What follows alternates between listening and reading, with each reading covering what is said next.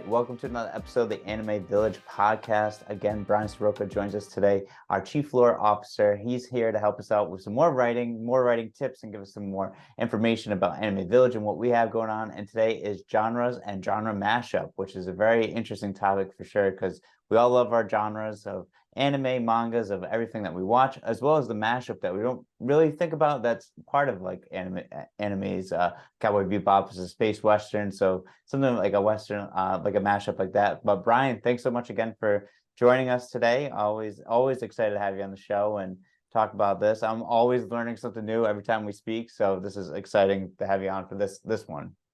My pleasure, as always. Oh, awesome, Brian. So before we get into it, I want to know, for the listeners out there, what are the types of genres do we have here at Anime Village that we're presenting to our followers and readers?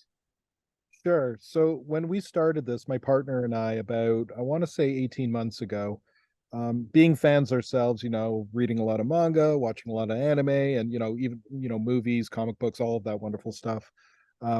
What we thought from a marketing side, or just getting people interested and realizing a lot of people are like us, is we wanted to identify 4 key genres that really kind of spoke to a wider group. So taking myself as an example, I love all manner of storytelling, right? Like, and I'm not talking about the medium, I'm talking about the type of storytelling, right?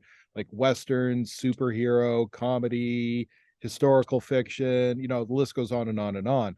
So realizing that, I'm not as singular as a viewer or a reader, there are other people that are similar in that. So we wanted to make sure that we were kind of attacking these genres that kind of spread out across, and then from under there you have a bunch of subgenres. So that's my long-winded way of saying we have 4 key genres. So the first is action or shonen, the second is supernatural, third slice of life, and then last but not least we have adventure. So those are the 4 key genres. And when you think about it, any genre in storytelling, you can fit subgenres under each of those in some way, shape, or form, right? And that was really the key, and that's what we're planning on doing. But the 4 genres are going to take us a while to work through the reps process, that's for sure. Yeah, exactly. Well, it's amazing to start off with those 4 genres. Obviously, we have some great things going on with the shonen action. Speaking of Adamanto, but I want to ask you too. What's your favorite type of genre? Do you enjoy the most, or which one that you enjoy reading or watching the most?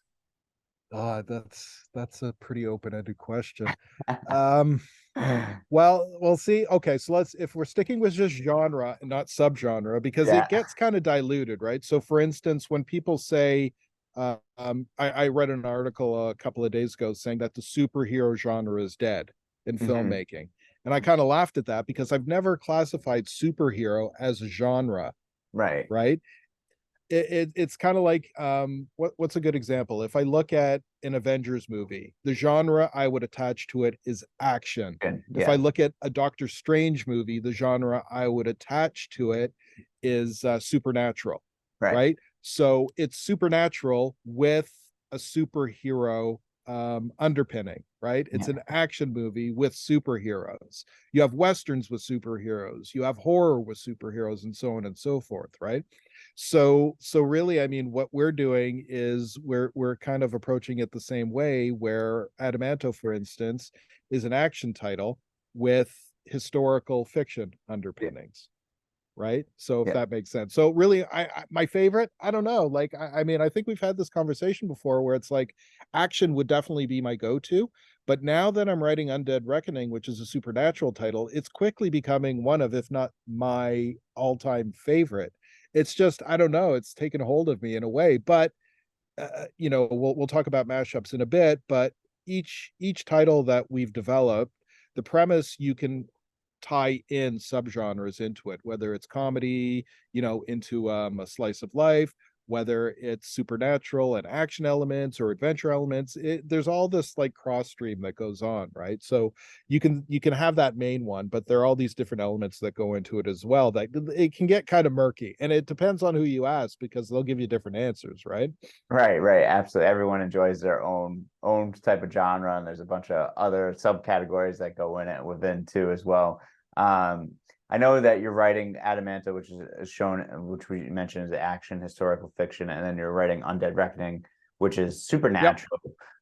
When you're writing both of those, what's one thing to remember, like when you're writing a certain genre, like how do you keep it in line with that certain genre and not jump to, I don't know, like four or five different other genres? Like I know it was a mix of, I know you mentioned earlier too about, I know you mentioned about Supernatural too, what it's going to be, and you'll probably hop into it, but as well too, I mean, what's it like to kind of like keep it one way, but not try to go into like a slice of life or a rom-com or something like that, you know?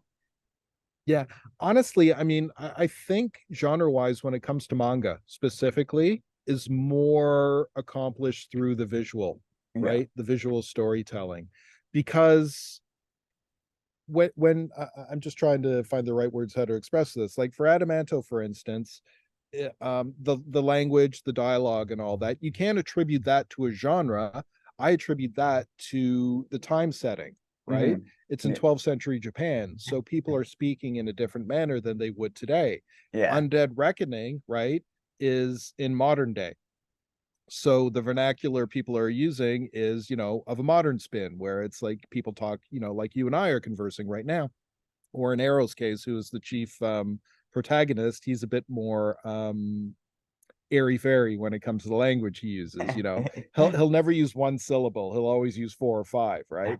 So I don't know. I mean, like, how do you create that genre? It's in the premise of the story. So Adamanto's premise is the Yamoto clan creates the most devastating weapon ever conceived by man or god, right? So right there you have an action setting.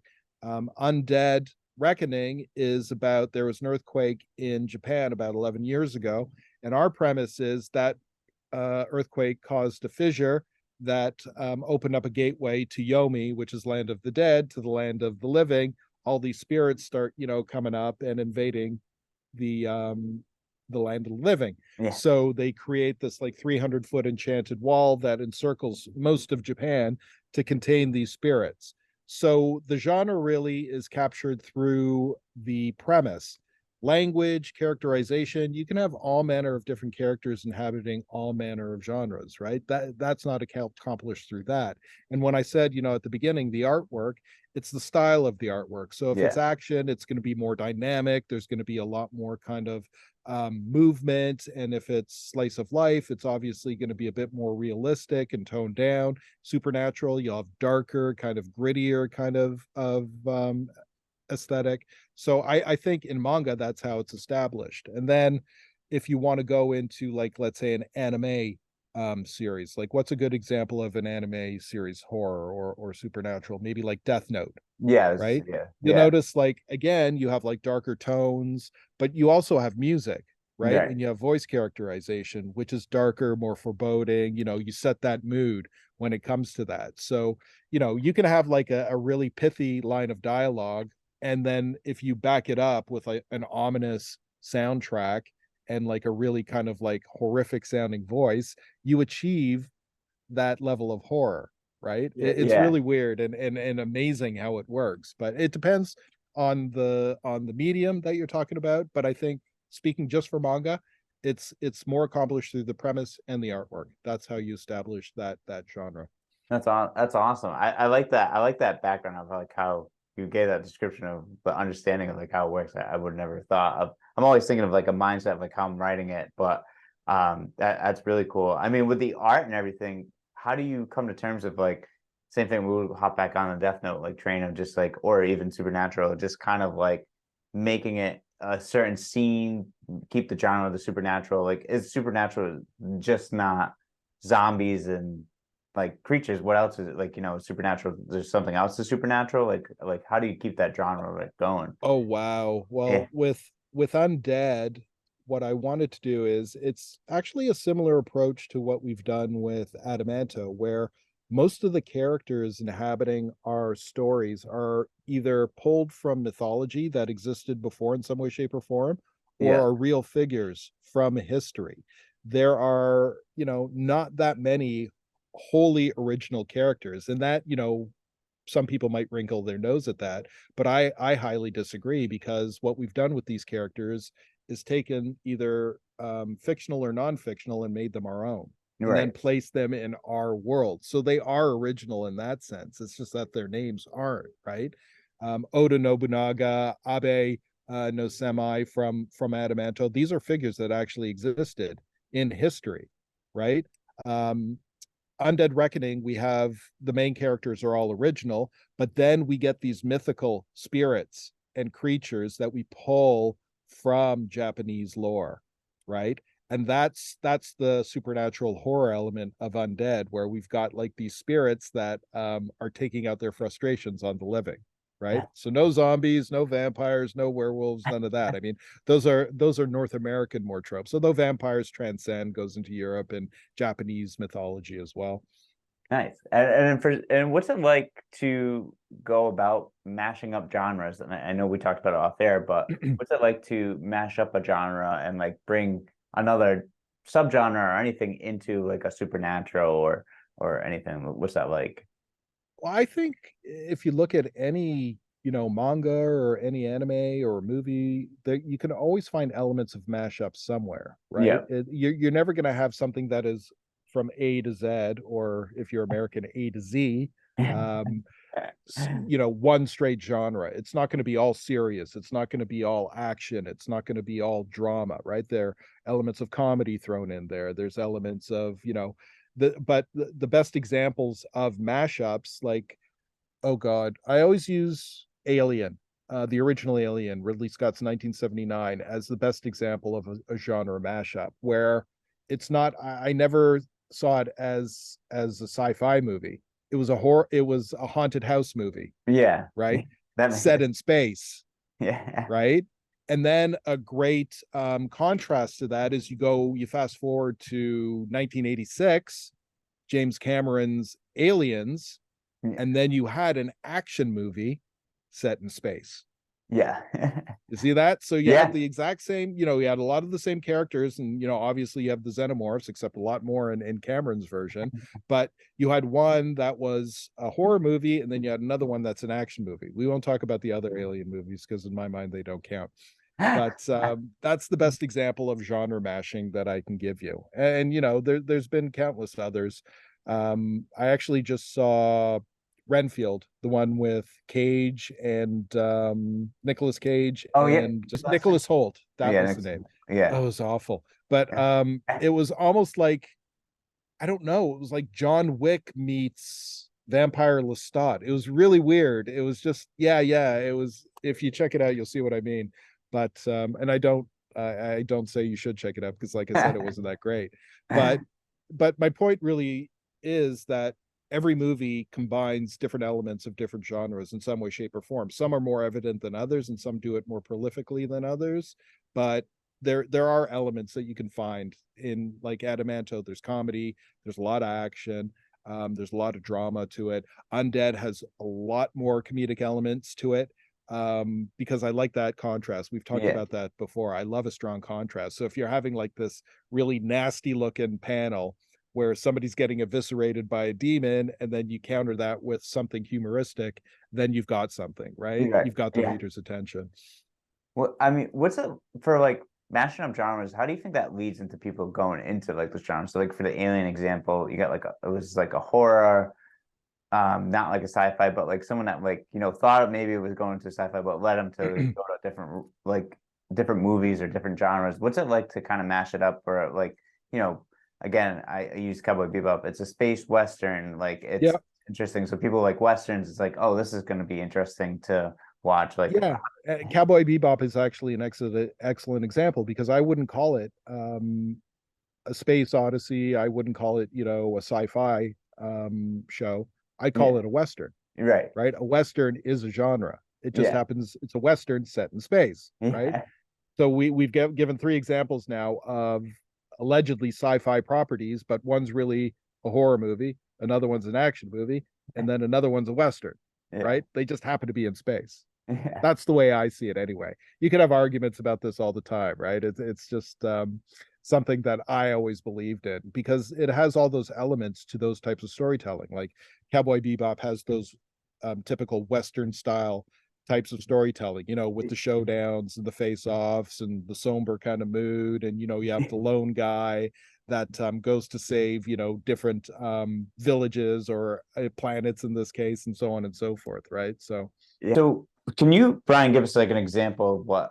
Undead Reckoning is going to be? I know we kind of spoke about it, but you said it's going to be, I know it's going to be supernatural, but is there a mix of another genre in there as well too? yeah, I mean, when I was thinking of the premise for Undead, so I alluded to it before, right? So we have an earthquake in 2011. It creates a fissure to Yomi, brings all these spirits up. They encircle Japan in this 300-foot enchanted wall to keep those spirits in. Of course, they start breaking out. So they enlist the aid of Ero no Semi, who is related to Abe no Semi from Adamanto.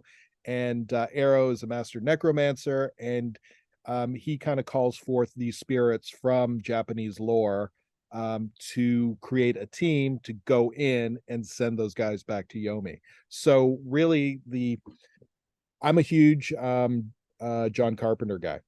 For those of you who aren't familiar with Mr. Carpenter, he is one of the most prolific directors in the history of film, even though he doesn't get the credit he deserves. He directed Halloween, Assault on Precinct 13, They Live, Big Trouble in Little China. The list goes on and on and on. But really, the film that inspired Undead Reckoning, which got me thinking along those lines, was Escape from New York. Okay. 1981. I have this crazy ability to tell, if you give me a movie from the 80s, I'll give you the year it was made. It's kind of like weird. I can also tell you the heights and weights of superheroes from the Marvel universe, which is kind of crazy too. But it was 1981's Escape from New York. The premise being New York is now pretty much a prison, right? The whole island of Manhattan is a prison. They build a wall around it to keep the prisoners in. I always thought that was such a cool premise, right? Yeah. Just things have gotten so out of hand. You've got like this entire, city that is virtually, where we're keeping our prisoners. Now we're doing kind of like the same thing, but we're in Japan and we're not dealing with prisoners. We're dealing with like evil spirits, right? Right. Yeah. So you have elements of that, and then you also have elements of the Dirty Dozen, which is kind of like a World War II epic, right? The Dirty Dozen being Arrow and those spirits that he calls forth. There's not a dozen of them, but I draw the Dirty Dozen analogy because it's kind of like that same ragtag group of people that don't really like one another, which causes all this tension and all this humoristic elements to kind of pop out. So those are the elements in there, and then really it's like we've achieved that genre of supernatural because of the premise. All of those other elements are pulled from all of these other different genres, right? You'll have, like, honestly, if I want to think about it, you have action, you have horror, supernatural, humor, drama, all of that is thrown in there, right? So it's kind of hard to define what it is unless you develop that premise first, right? And that's what kind of drives everything. All those other elements are kind of like add-ons.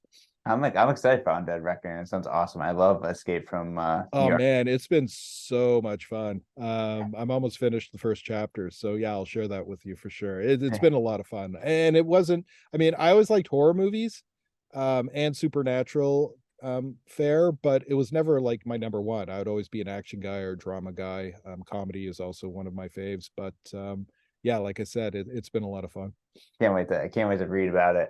Um, have you ever gone like an approach and you've written something, but you're looking at it, the genre, and then you decided to change it to another genre? Like, has that ever happened to you in your past or anything like that with writing?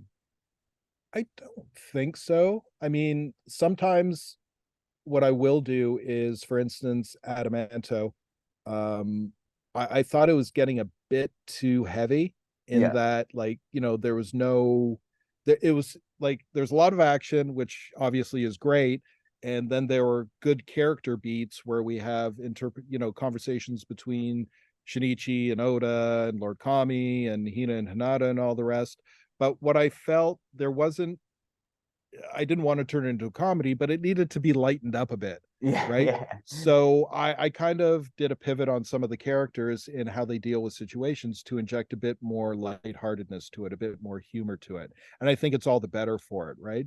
You never want to have too much of anything in your scripts, whether it's an anime, manga, movie, whatever the case may be, simply because when you look at who's reading stuff and who's viewing stuff, people just like you and I, there's a lot of different facets to our character, right? Sometimes we're funny, sometimes we're serious, sometimes, whatever the case may be. So you want to kind of cater to that in your storytelling by including all of these different elements, because that's what we can relate to. Right. Plus, it's just boring, right? If you just do one thing all the way through, it's like you can never have an action movie that's all the way through action, right? It just Yeah. gets exhausting. That's why I don't understand the John Wick phenomena. I like the first one because if Yeah. you'll notice, the first John Wick movie had a lot more humanity to it, right? Like you had the backstory and you learned about all these different things. There's a lot more grounded in reality, if you can ever say that about a John Wick movie, which I don't know if anybody has.